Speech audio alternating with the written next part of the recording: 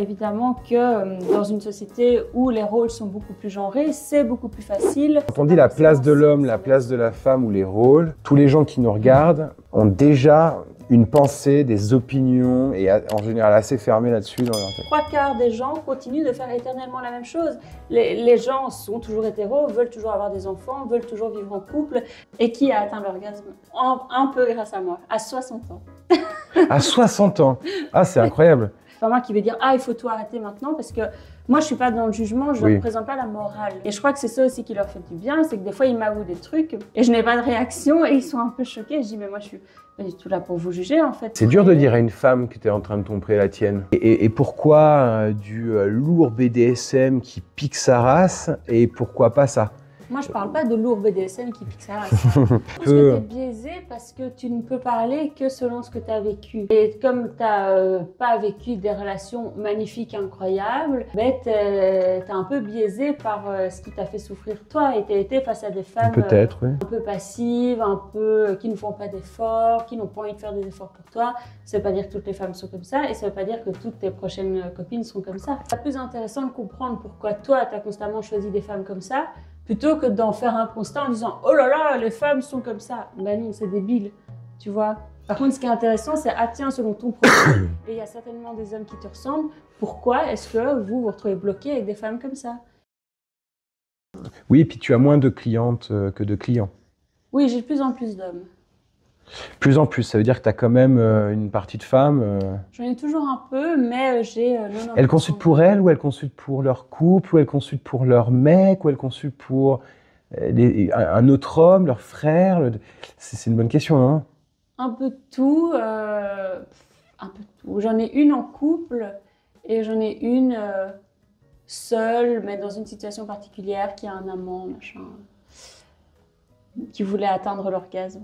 Et qui a atteint l'orgasme un peu grâce à moi, à 60 ans. À 60 ans? Ah, c'est incroyable. C'est incroyable. Elle n'avait jamais connu ça? Non, jamais. Ça dépend pas que des hommes aussi, ça dépend aussi des femmes. Oui, c'est compliqué. Oui, c'est pas un sujet facile. Et la simulation aussi, ça c'est un sujet qui est un peu tabou aussi. Il paraît que la plupart des femmes, moi j'aimerais te dire que les femmes n'ont jamais simulé avec moi. Je suis quasi sûr, mais je me dis, j'en sais rien. Simuler, c'est du renforcement positif. Et en plus, ça a un effet positif sur leur cerveau féminin. Enfin, plus on simule, plus on a des chances d'atteindre l'orgasme. Donc moi, je trouve qu'il n'y a pas de problème. Évidemment, il ne faut pas simuler quand c'est nul à chier. En fait, il ne faut pas que ça soit 100% de simulation. Non. Mais tu sais que ça me fait penser à moi un petit peu parce que des fois, je surjoue un peu. Bah oui. mais je ne peux pas le faire si je ne prends pas déjà mon pied. Ouais. Par contre, si je prends mon pied, je peux pousser pour que ça soit encore un peu plus. En fait. Et puis aussi pour que la personne en face elle se sente bien avec toi. Et puis elle aussi commence peut-être à surjouer un petit peu. Et de toute façon, c'est un jeu, hein, ça reste un jeu. Donc c'est vrai que. Mais ouais, j'ai jamais vu trop comme ça parce qu'on part de ce côté-là en mode tabou de la femme surjoue, simule et n'est pas contente ou satisfaite en fait. Beaucoup de femmes reprochent aux hommes de ne pas trouver le chemin. Du fameux point G qui est très simple à trouver d'ailleurs, mais oui. Bon, c'est pas voilà. D'ailleurs, tu le trouves avant de savoir qu'il s'appelle point G, hein, cette partie-là. Bon, mais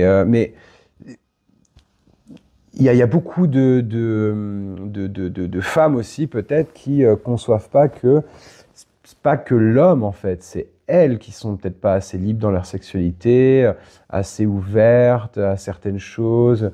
Combien de fois, moi j'ai ce don peut-être, j'en sais rien, mais combien de fois des femmes m'ont dit moi je ferai jamais ça, ça j'aime pas, mais t'as essayé? Non, j'ai pas essayé, mais j'aime pas, d'accord? Et il y avait pas mal de points comme ça. Et puis avec moi, elles ont commencé à découvrir des trucs et puis elles se reconnaissaient pas derrière, hein, mais elles prenaient du plaisir.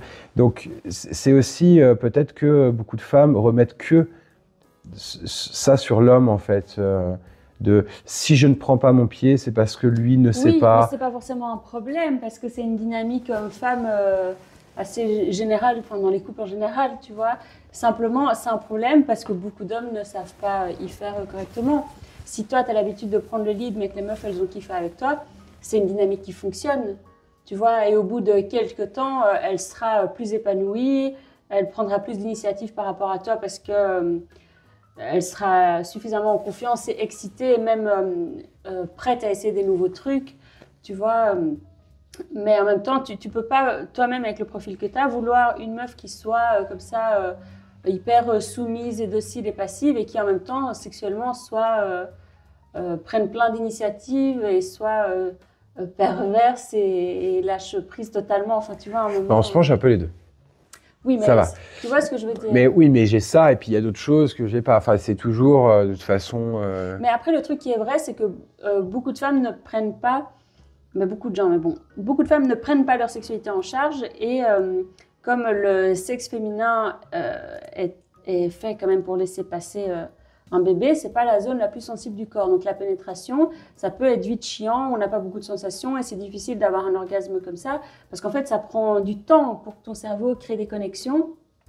Et pour ça, si toi, en tant que femme, avec la masturbation ou dans tes rapports sexuels, tu ne te connectes pas un peu plus à tes sensations, tu comprends pas toi-même ce qui se passe, et c'est toujours entre les mains de l'homme, ben oui, c'est sûr, si tu tombes que sur des mauvais coups, tu auras que du mauvais sexe. Et tu seras incapable de prendre en charge ce qui se passe. Ça, et c'est à un homme de gérer aussi... Et alors, c'est à l'homme de gérer. Et donc, il y a plein d'hommes, oui, enfin, les femmes vont dire « Ah, c'est un mauvais coup », mais oui, mais toi aussi, en fait, vous êtes deux mauvais coups, et aucun des deux n'arrive à relever le niveau et à se connecter à l'autre. Et, Il y a des couples que tu n'as pas pu sauver? Un seul. Ok. Ah, Un seul. Et eux-mêmes ont arrêté. Mais ça, c'est quelque chose que je déteste. C'est que moi, je travaille sur... je propose toujours X sessions. C'est sûr que si tu arrêtes avant, tu vas être déçu du résultat. bah, il n'y en a pas encore. Il n'y en a pas encore. Et c'est sûr que si tu fais pas ce que je te dis et que tu écartes les séances et que tu mets 3 semaines entre chaque séance, mais qu'est-ce que tu veux? Enfin, un moment, c'est que tu mets pas... si tu n'investis pas en toi, ouais, moi, je peux pas le faire à ouais, ta voilà, place, c'est que vois. tu n'accordes pas un moment, soit le moment, soit l'argent, soit l'implication émotionnelle à la résolution de ce problème. Que tu sois accompagné ou pas, d'ailleurs, dans tous les sujets dans la vie, c'est un peu ça. Hein. Oui, pour moi, c'est très frustrant parce que comme moi, je donne beaucoup de mon temps, je suis très investie, je me dis, mais allez, on a fait... parfois, c'est juste 40% du travail, mais c'est déjà énorme parce que moi, c'est... Enfin, voilà, je suis investie là-dedans et même c'est chronophage. Alors, quand ils arrêtent avant... c'est décevant et même moi ça me rend un peu malheureuse de savoir que t'as pas pu les aider quoi et que ça ne va pas et qu'ils restent dans une situation qui eux les rend les fait souffrir quoi. Et est-ce qu'il y a eu des personnes aussi qui sont venues te voir en solo, pas en couple, mais pour un problème de couple? Est-ce que tu as quelqu'un un jour qui est venu, un homme ou une femme, qui est venu en disant moi j'ai des problèmes de couple mais j'en ai pas parlé à mon partenaire, je veux régler ça peut-être moi de mon côté? Souvent, en fait, moi, je pense aussi du fait que j'ai un rôle un peu abstrait.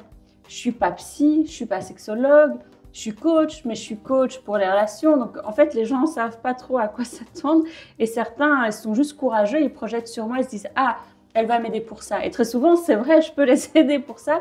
Et ils ont eu le courage de faire la démarche.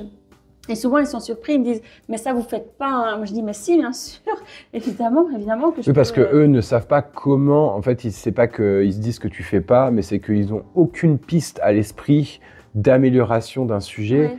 Et donc ils sont ancrés dans leur réalité. Très souvent, les gens qui se disent « Ah, mais mon problème ne va pas se régler chez le psy. » Un exemple, par exemple.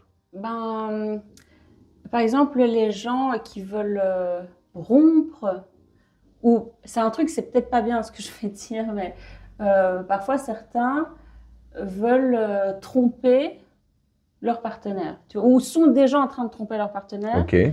Et veulent manager cette situation. Ils veulent pas forcément l'arrêter. Et moi, je suis pas là pour dire, c'est pas moi qui vais dire ah il faut tout arrêter maintenant, parce que moi je suis pas dans le jugement, je ne représente pas la morale. Et je crois que c'est ça aussi qui leur fait du bien, c'est que des fois ils m'avouent des trucs et je n'ai pas de réaction et ils sont un peu choqués. Je dis mais moi je suis pas du tout là pour vous juger. En fait, la situation elle est dure, vous souffrez. C'est dur de dire à une femme que tu es en train de tromper la tienne. Parfois c'est des femmes qui m'avouent ça, mais j'ai les deux. J'ai les deux et ça, c'est un statut qui est difficile parce que tu penses forcément que tu vas aller chez un psy. Le psy va essayer un peu de te pousser dans le truc le dans plus le bon normal, chemin. Tu vois, mais c'est pas forcément celui-là que tu dois prendre par rapport à ton couple. Parfois, tu te trompes parce que ça va pas, que tu devrais quitter l'autre, qu'en fait, bon voilà, il faut remettre de l'ordre dans ces situations, mais parfois il faut oser prendre des postures un peu plus originales, quoi, et sortir un peu du cadre pour avoir un résultat. Parce que si tu poses un cadre trop strict, qui serait peut-être la bonne chose à faire, mais que la personne ne peut pas l'entendre, ça sert à rien. Parce qu'alors la personne va se barrer, et va rester en cachette avec son truc, et va jamais oser en reparler, et va pas sortir de sa situation. Il y a beaucoup de tabous aussi sur ça. Hein. Un homme qui trompe, c'est un homme qui n'aime pas. Les femmes pensent ça parce que les femmes qui trompent, c'est des femmes qui n'aiment pas ou qui n'aiment plus.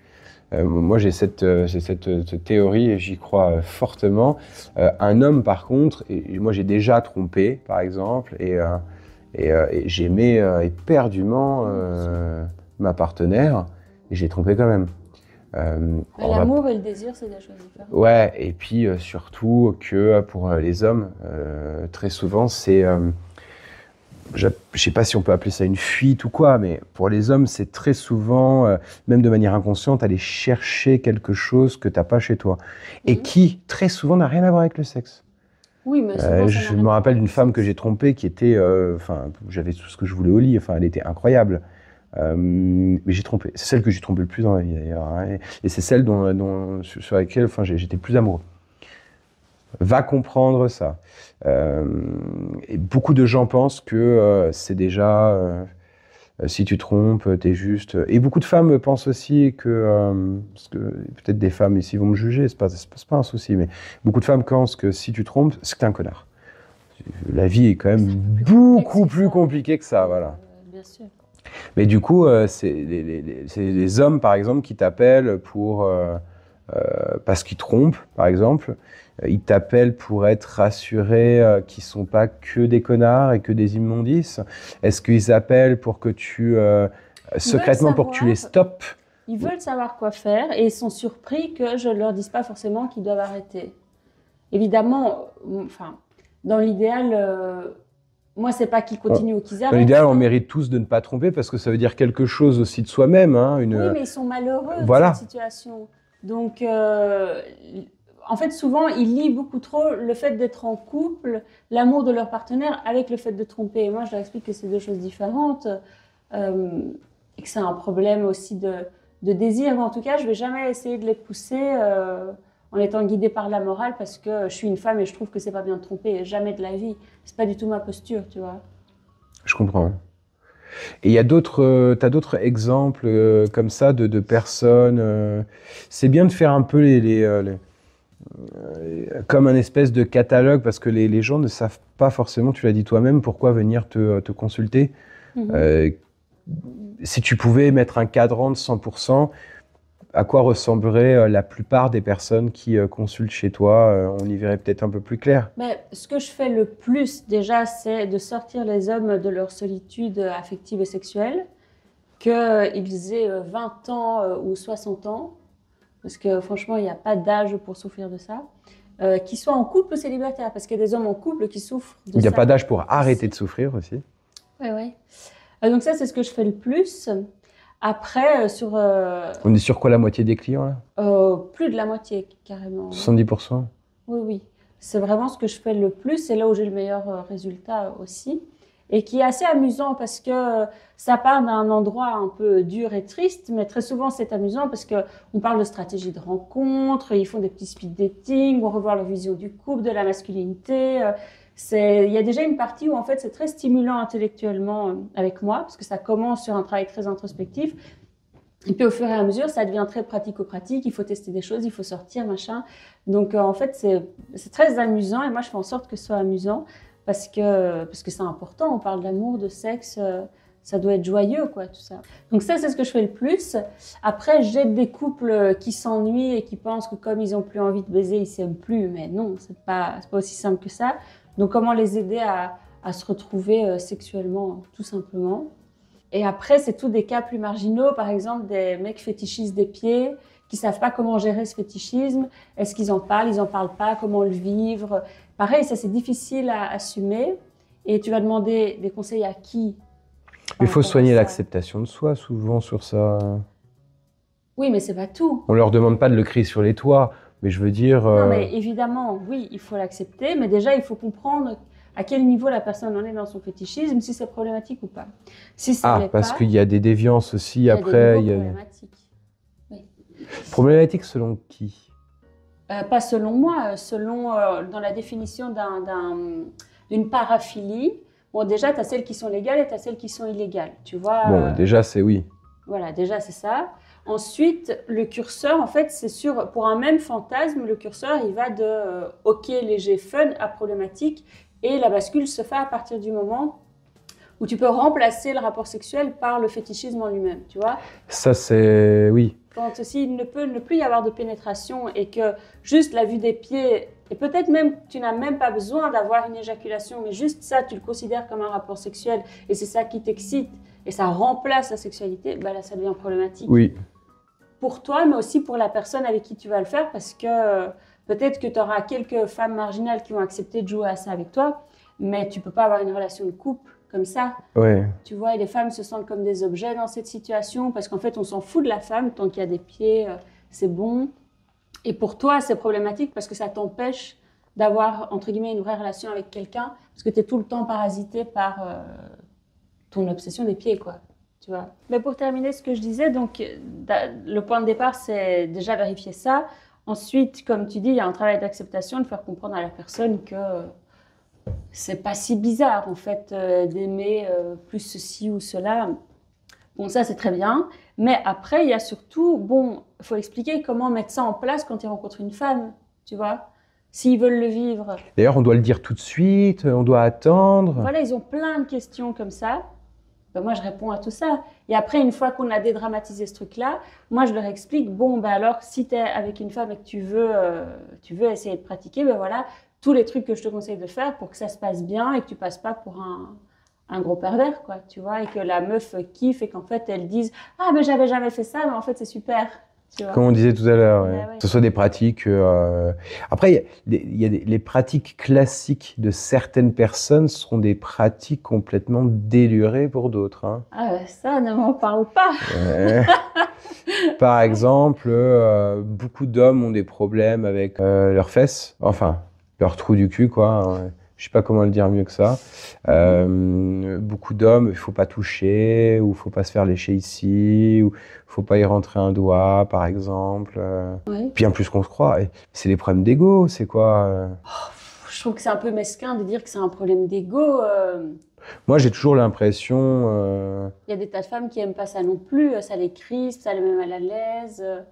Et il faut le respecter. Moi, je crois que comme n'importe quelle pratique, à un moment, quand c'est bien fait, avec la bonne personne, ah ben en fait c'est chouette, ben oui, mais voilà, il faut être face à quelqu'un qui est doué. Si ton partenaire il est déjà pas très doué et qu'en plus il essaye, tu vas dire mais non. C'est imagé même, hein, vous avez vu, on a le son et l'image. Ouais, tu vois ce que je veux dire? Ouais, je comprends. Une meuf, elle te suce mal, elle te fait des caresses, c'est gauche, machin, elle a une odeur bizarre, t'as pas envie qu'elle... Ouais, je comprends. Bof, t'es pas suffisamment excité pour ça. C'est tout. C'est vrai aussi, c'est vrai aussi. Et puis, il y a certaines pratiques qui ont des situations, des contextes et des préparations. Exactement. Oui. La préparation est limite plus importante que l'acte derrière, hein, surtout quand il s'agit des fesses en général et de la pénétration. Moi, j'ai connu un peu tout là-dessus. J'ai connu des meufs, tu peux pas y aller du tout. Et même moi, avec toutes les compétences que je peux avoir, j'ai pas pu y aller. Il y a des femmes où c'est déjà prêt, limite. Enfin, t'as pas besoin de faire de préparation. Tu peux y aller, limite, t'es pas loin d'être à sec, puis il n'y a pas de problème. Enfin, et il y a des femmes, par contre, c'est long, c'est fastidieux. Tu dois les convaincre aussi, parce que toi, tu sais que ça marche comme ça, mais quand elles n'ont pas fait, tu dois les convaincre que si tu prépares, faut pas s'arrêter. Même si ça commence à faire un peu mal au début ou que ça pique, parce que tu viens de te faire un travail qui n'a pas été cool et t'as pas le moment cool, ni toi ni elle. Hein. Ou alors faire par période. Quand une femme a un peu du mal, moi j'aime bien faire sur 2 ou 3 jours et de continuer à le faire plusieurs fois. Parce que c'est déjà préparé techniquement, tu vois. Ouais, et puis c'est déjà préparé, alors que si elle dit « Ah ouais, non, mais on verra ça dans 2 semaines », ah oui, mais on devra, ça va piquer à nouveau dans 2 semaines, quoi, tu vois, c'est un muscle, hein, C'est pas comme devant où c'est censé être là et préparé, le corps se prépare lui-même. C'est un exemple, hein. Mais du coup, il n'y a pas que cette pratique-là, il y a aussi des pratiques, on avait discuté en off, je crois, il y a 5 ou 6 mois, des pratiques qui, même pour toi, c'est non. Et notamment les gars qui s'habillent en bébé ou les trucs comme ça. Il y a un moment donné où tu es tout de suite dans la normale. Il n'y a même pas une partie... Oui, mais parce qu'alors c'est psychiatrique en fait. Ah, donc tu es formel là-dessus quand même. Hein, Oui, et moi, je suis pas psy, je suis pas psychiatre, et à un moment, c'est au-delà de mon domaine d'expertise. Et ce serait irresponsable que je dise, bah, bien sûr, je vais vous aider à faire ce truc qui est totalement déviant, dangereux pour vous. Mais c'est parce que j'avais une fois quelqu'un... Mais qui dit que c'est dangereux? Par exemple, comment ça s'appelle cette pratique-là des hommes qui s'habillent en bébé Ben, c'est un peu du roleplay, mais c'est... Ah, je l'ai plus. H-play, tu vois. Enfin, le fait de triper sur transformer son âge. Ça... Il y a un terme peut-être pour le bébé, mais on a compris. Bon, ça, c'est direct problématique. Ben, en tout cas, moi, ça reste pas illégal. Dans mon éthique à moi, je ne veux pas encourager ce type de comportement. Je ne veux pas encourager ça, quoi. Et pourquoi du lourd BDSM qui pique sa race et pourquoi pas ça? Moi, je ne parle pas de lourd BDSM qui pique sa race. Moi, j'aide les gens qui veulent le découvrir. Ceux qui sont déjà lancés, ils n'ont pas besoin de moi, tu vois. Mais par contre, pour ces trucs de bébé, moi, par contre, attention, je suis tout à fait ouverte à en parler avec eux. Mais déjà, je ne pourrais pas les conseiller parce que c'est vraiment pas un univers que je connais. Donc, je ne pourrais pas. Et ensuite, je n'ai pas très envie parce que je trouve que c'est dangereux d'encourager des comportements aussi déviants parce qu'encore une fois, on s'éloigne beaucoup trop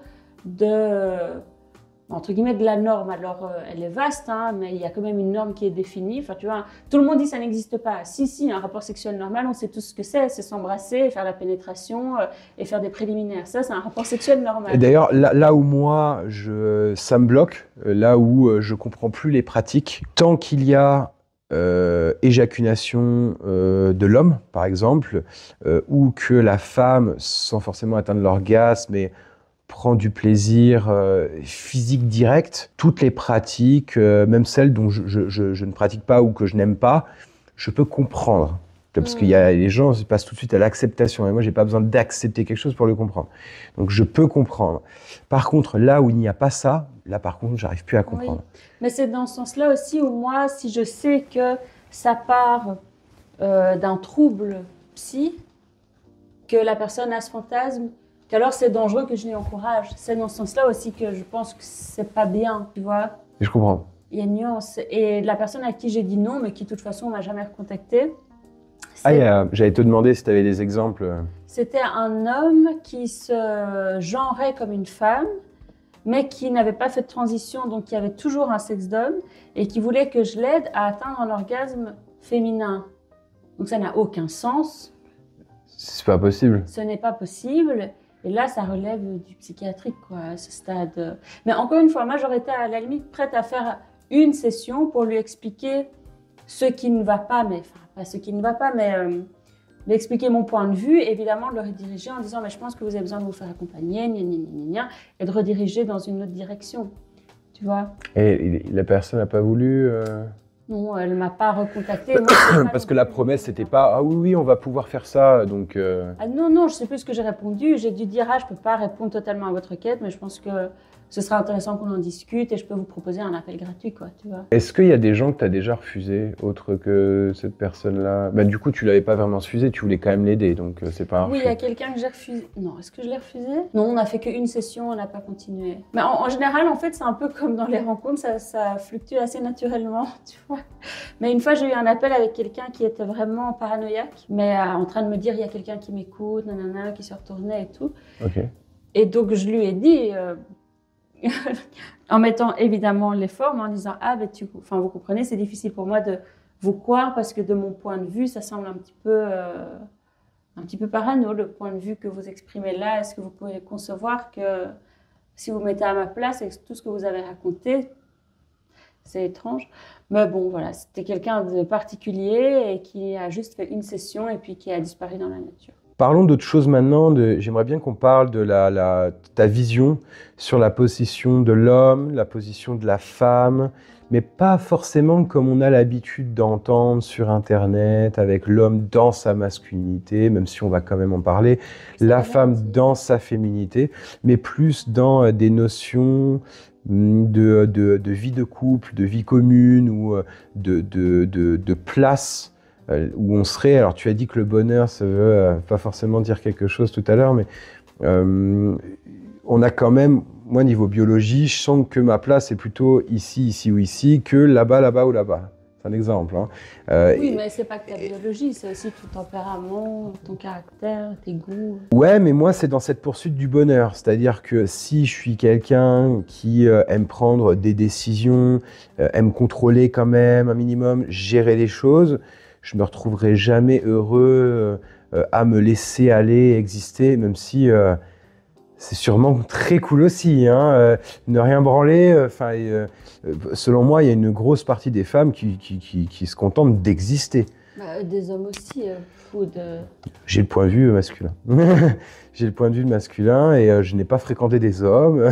J'ai fréquenté des femmes, donc j'ai cette impression que les femmes, du moment qu'elles sont un peu plus belles que la normale, tu attends des efforts d'elles ou attendre qu'elles se placent, surtout en Occident de nos jours, là où moi je les vois plutôt. Mais tu vois, je sais même pas comment parler, je patine un peu. Je pense que tu es biaisé parce que tu ne peux parler que selon ce que tu as vécu. Et comme tu n'as pas vécu des relations magnifiques, incroyables, ben, tu es un peu biaisé par ce qui t'a fait souffrir toi. Et tu as été face à des femmes peut-être, oui. Un peu passives, qui ne font pas d'efforts, qui n'ont pas envie de faire des efforts pour toi. Ça ne veut pas dire que toutes les femmes sont comme ça et ça ne veut pas dire que toutes tes prochaines copines sont comme ça. Et d'ailleurs, et je suis le premier à dire que je ne blâme pas, hein, que ce soit mes ex ou les rencontres que j'ai eues pour certaines choses, parce que je pars du principe que, t'es responsable. Bien sûr, je suis totalement responsable. C'est moi qui ai choisi ce type de personne. C'est moi qui ai continué les relations. Donc, tout existe, ça c'est sûr. Hein. Et peut-être que maintenant, je suis à un stade de ma vie depuis quelques années où je refuse beaucoup plus déjà, et puis je peux me permettre d'être plus exigeant, de choisir. Mais moi, je trouve ça plus intéressant de comprendre pourquoi toi, tu as constamment choisi des femmes comme ça, plutôt que d'en faire un constat en disant « Oh là là, les femmes sont comme ça ». Ben non, c'est débile, tu vois. Par contre, ce qui est intéressant, c'est « Ah tiens, selon ton profil, et il y a certainement des hommes qui te ressemblent, pourquoi est-ce que vous vous retrouvez bloqué avec des femmes comme ça, qui ne font pas d'efforts pour vous ?» Alors que vous faites beaucoup d'efforts et que vous dites « Mais enfin, je mérite qu'on fasse beaucoup plus d'efforts pour moi, pourquoi ça ne m'arrive jamais de tomber sur une femme qui a envie de faire des efforts pour moi ?» Ça, c'est plus intéressant, tu vois. Parce que des meufs nulles, il y en a plein. Comme des hommes nuls, il y en a plein. Peut-être que la réponse est dans le changement, parce que depuis quelques années, c'est plus le cas.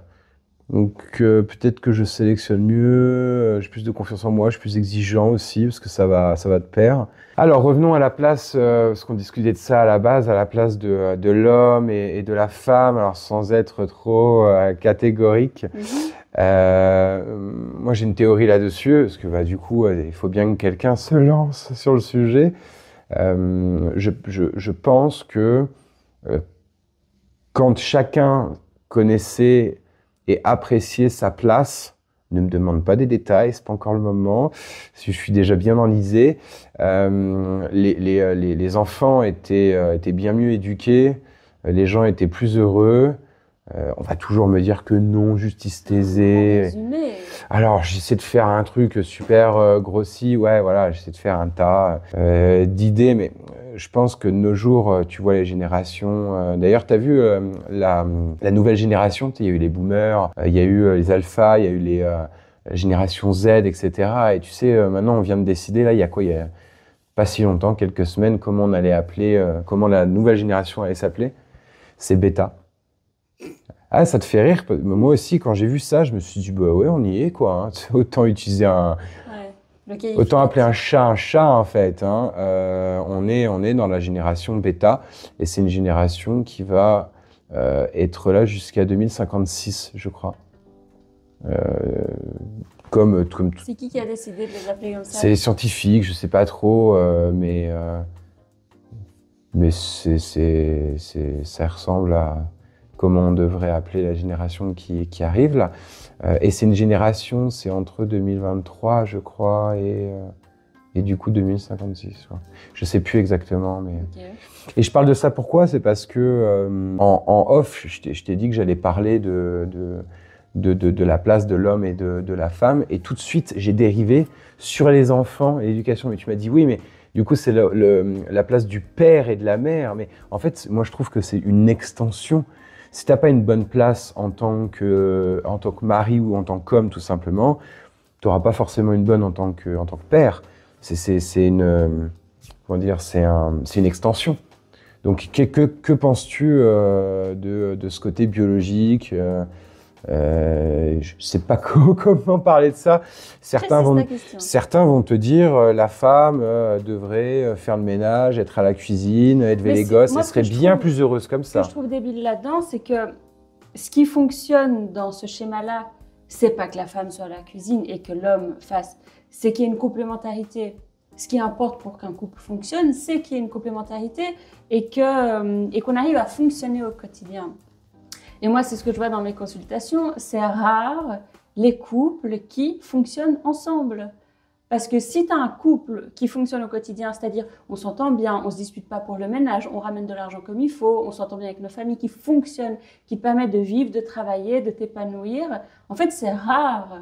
Il n'y en a pas tant que ça qui arrivent à bien fonctionner. Et souvent, les couples qui fonctionnent, ce pas des couples qui font rêver parce qu'ils n'incarnent pas un truc spécialement sexy ou coquette, mais ils fonctionnent. Et après, tu as des tas de couples qui ont peut-être une image sulfureuse, cool, sexy, mais qui sont dysfonctionnels. Et souvent, on nous vend beaucoup cette image-là du couple très romantique ou très sexualisé ou qui s'amuse beaucoup, qui sort beaucoup. Mais ça, c'est des archétypes superficiels. Un peu comme les couples d'influenceurs qui mettent des super photos parce qu'ils ont les moyens d'être à l'endroit et d'avoir la caméra et aussi la personne qui va faire que ce moment sera immortalisé. Mais tout ça pour dire que je dis pas que tu as raison, je dis pas que tu as tort. Évidemment que dans une société où les rôles sont beaucoup plus genrés, c'est beaucoup plus facile de s'attribuer des rôles très simples et du coup de se compléter. C'est plus facile, évidemment, sauf que ça se complique quand tu n'as pas envie de correspondre au rôle qui t'est donné.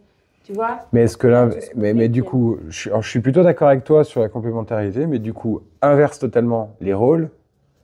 Quand on dit la place de l'homme, la place de la femme ou les rôles, tous les gens qui nous regardent ont déjà une pensée, des opinions, et en général assez fermées là-dessus dans leur tête. Oui, mais en ou même temps, une déconstruction des opinions, mais ça en fait pas de nouvelles opinions. Dire, ah oui, et c'est faux, et on va réinventer le couple. Mais en fait, c'est faux. Les 3/4 des gens continuent de faire éternellement la même chose.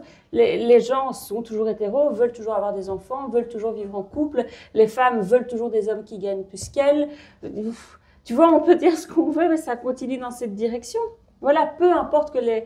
Enfin, c'est même pas une question de mentalité, c'est plus peut-être un peu les mœurs, mais quand bien même les femmes travaillent plus qu'avant, qu'on fait un peu moins d'enfants, les dynamiques restent sensiblement les mêmes et on veut toujours les mêmes choses, tu vois. On rêve tous du couple monogame où on s'aime, enfin les 3/4 des gens rêvent de ça. Donc moi je ne crois pas à tout... Enfin, je trouve même que ça sert à rien d'en parler ou de faire un débat parce qu'en fait on veut toujours la même chose. Simplement, c'est plus difficile d'y accéder parce que il n'y a pas les mêmes enjeux, parce que la vie coûte plus cher, parce que, oui, les femmes travaillent beaucoup plus qu'avant et veulent être plus indépendantes, mais ont toujours besoin des hommes. Enfin, bon. Non, il n'y avait pas une étude comme ça où on avait prouvé que la plupart des femmes qui ont réussi plus ou moins à travailler dur et à être indépendantes, tout ce genre de conneries qui n'existent pas, même pour un homme d'ailleurs, on est tous dépendants. Là, on nous coupe l'électricité, c'est terminé, ton business est le mien. C'est un exemple, hein. Donc on n'est pas... Non, moi je peux recevoir en présentiel. Les gens auront toujours des problèmes. Oui, c'est vrai, mais tu m'as compris. Oui, en fait, moi je ne crois pas en l'indépendance. Et c'est pour ça que voir des femmes arriver en se disant indépendantes alors que nous les hommes on sait qu'on ne l'est pas, je trouve qu'on est dans un décalage, on est hors sujet en fait. Oui, mais beaucoup de femmes en reviennent parce que beaucoup de femmes sont un peu... brainwashées par ce discours, mais c'est un discours qui en fait est ultra capitaliste parce que d'un côté on les hype comme ça, d'un autre côté elles sont complètement soumises à la mode, genre là c'est la mode de la chirurgie, ça coûte cher la chirurgie, tu vois. Avec Insta, tout le monde veut un lifestyle qui coûte la peau du cul. Et du coup, oui, les femmes pensent qu'elles sont indépendantes. Elles sont pas indépendantes. Elles sont ultra soumises et esclaves au marché. Donc c'est pas du tout une liberté, parce que la liberté elle est ailleurs, tu vois, dans son rapport à l'autre, dans son rapport au temps, à l'argent. Mais là où on a fait croire qu'il y avait une liberté, c'est juste un peu plus d'asservissement et les gens les plus bêtes tombent dans le panneau. Bah, c'est comme le féminisme, hein. Moi je pense vraiment qu'à un moment donné, ça a été pas forcément inventé, mais poussé à l'extrême par les gouvernements, parce que deux salaires et deux personnes qui consomment... Oh, on la connaît la théorie. Ouais. Bah oui. Oui. Parce que ça me semble tellement logique, ça s'est pas fait tout seul. En général, quand quelqu'un tire une partie de la couverture, c'est bizarre que la couverture vienne s'en tirer, quoi. Oui, mais si ça marche, c'est pas totalement infondé non plus, tu vois. Si ça marche, c'est aussi que ça s'ancre dans quelque chose de réel. Et on sait que les femmes consomment aussi, hein. Donc non, consommer leur argent en plus de celle de leur mari peut être intéressant du point de vue du gouvernement. Tu peux pas nier qu'il y a des tas de droits qui ont été gagnés par les femmes, ou au-delà des droits, au-delà de l'aspect juridique ou politique, dans les rapports hommes-femmes, des choses qui ont changé, et c'est très bien que ça ait changé, tu vois. Mais ça, c'est du vrai féminisme. Genre le rapport au consentement, par exemple. Pas ce qu'on en fait de nos jours, mais... Pas ce qu'on en fait de nos jours, mais le switch mais en fait, moi je suis... Parce que, pardon, mais tous nos parents, et toutes ces générations de beaux-mères, ils connaissaient pas, hein. Et toutes nos mères et nos tantes, elles se sont quasiment toutes fait violer et ont vécu de l'inceste de la part de leur propre famille. C'est pas fini maintenant, mais ça a diminué, parce que c'est quand même beaucoup plus... considéré maintenant dans l'imaginaire collectif comme quelque chose d'interdit, de grave, tu vois, de ligne à pas franchir, alors qu'il y a quelques générations avant, c'était catastrophique. Mais ça, c'est le vrai féminisme, du coup, ça. Moi, je suis totalement pour. Il y a plein de pour. féminismes différents. Pour moi, il y en a deux. Il y a celui qui a poussé les droits des femmes à ce qu'elles aient les mêmes droits que les hommes pour la plupart des choses, et c'était pas normal qu'elles l'aient pas. Parce qu'elles sont pas elles sont pas moins intelligentes, elles sont pas moins capables, donc ça c'est ok. Et maintenant il y a le néo-féminisme qui montre aux femmes qu'elles valent plus, limite. C'est pas du féminisme, c'est du capitalisme, c'est tout. Moi, un féminisme dont on parle en fait très très peu, mais qui moi me parle, c'est tout le rapport en fait à la biologie féminine. Pour ça que moi, des mouvements comme Feministe avec Dora Muto, toutes ces femmes, enfin Dora Muto, Marguerite Stern et d'autres qui en ont parlé déjà avant, ça me parle beaucoup plus parce que il y a toute une réalité biologique à être une femme dont on parle très peu. Le monde est calé sur l'énergie et le cycle masculin, et c'est normal parce que c'est les hommes qui travaillent, enfin qui construisent les choses, qui se lèvent pour aller travailler. Donc on est dans une énergie beaucoup plus masculine, mais c'est pour ça que c'est important de respecter le rythme féminin, d'expliquer ce que c'est le rythme féminin, qu'en tant qu'homme, vous compreniez que de pas juste dire « Oh, elle est hystérique ». Non, elle n'est pas hystérique, on a un autre rapport aux émotions, on a des hormones. Nos hormones, c'est ça qui nous permet un jour de tomber enceinte et de donner la vie, et d'apprendre à beaucoup plus respecter le féminin, mais même pas la féminité ou la sensiblerie comme on essaie parfois d'interpréter ce que c'est, tu vois, de dire soit ah oui une bad bitch ou alors une fille girly. Non, c'est pas ça, tu vois, c'est pas ça. Et donc de revenir à la compréhension de ce que c'est, au respect de ce que c'est et à la valorisation de ce que c'est.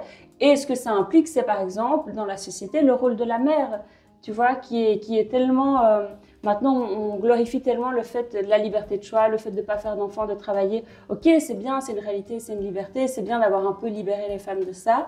Mais là, maintenant, c'est l'inverse. Moi, je trouve que ce serait hyper important de valoriser ce rôle-là parce qu'en fait, qui s'occupe des enfants? Et est-ce que c'est pas hyper épanouissant? Est-ce que c'est pas hyper épanouissant pour une femme qui a choisi de le faire, de pouvoir ne faire que ça? Ah, c'est incroyable. Parce que c'est merveilleux. Ah ouais. En tant qu'enfant, on n'a pas du tout le même souvenir de notre enfance, on n'a pas le même rapport au foyer, on n'a pas le même respect des femmes quand on s'est fait élever par une femme qui était présente et qui a donné de son temps. Donc moi, je trouve que le rôle de mère, par exemple, ça devrait être un sujet clé du féminisme, tu vois. Je trouve, bon ça c'est un sujet qui est touchy, mais tout le mouvement trans qui dit que oui, être une femme, c'est une idée, ben moi je suis totalement contre, je trouve que c'est insultant. Non, moi je suis pas juste une idée. Tu peux pas te déguiser en femme et dire que tu es comme moi. Tu vois, c'est comme faire une blackface. Non, ça c'est interdit, mais se déguiser en femme, on peut. Bon, c'est un raccourci, mais tu vois. Voilà, pour moi, tout ça, c'est des sujets féministes qui sont d'actualité, qui sont pas l'arrière-garde, au contraire, et qui me semblent importants, quoi. Et est-ce que je fais ce qu'on appelle, je crois, le men washing, si je dis que... non, parce que je ne vais pas t'expliquer, surtout qu'on est dans ton interview, et puis tu es bien plus experte que moi de tous ces sujets-là, donc je ne ferai pas ça. Non, du men washing, je crois que c'est ce mot-là, hein. C'est pour dire en gros que... parce que maintenant, dès qu'un homme, là on parlait des femmes, dès qu'un homme va arriver pour dire ouais, nous les hommes aussi, ça va être le connard de l'Assemblée, tu vois, parce que tout ne tourne pas autour de vous. Oui, mais du coup, presque plus rien ne tourne autour de nous, si on regarde bien. Moi, je trouve que on ne parle pas assez des hommes qui souffrent. Être un homme, c'est très dur et ça devient très risqué. Très risqué, parce que la libération de la parole, tout ça, c'est génial, hein, mais je ne sais pas si tu as regardé, là, on a prouvé, je crois que c'était en 2024, on a prouvé que supposément, alors c'est toujours très touchy aussi, mais 91% des femmes qui vont porter plainte ou faire des accusations, c'est faux. C'est énorme, hein. Derrière ces 91%, donc sur cette centaine d'hommes qui s'est fait accuser, apparemment, il y aurait 91 hommes à qui on a presque ou plus ou moins détruit la vie et qui ont absolument rien fait du tout. Je ne veux pas en faire une généralité et surtout expliquer que ça n'existe pas et qu'il faut que ces 9% restants, par exemple, restent impunis. C'est des choses, je trouve ça dégueulasse, que ce soit du viol, de l'inceste, ce genre de choses. Évidemment, dans l'autre sens aussi, il y a plein d'hommes qui restent impunis alors qu'ils ont fait des trucs affreux. Ouais, mais je préfère un homme qui reste impuni parce que, ouais, ça va être super touchy.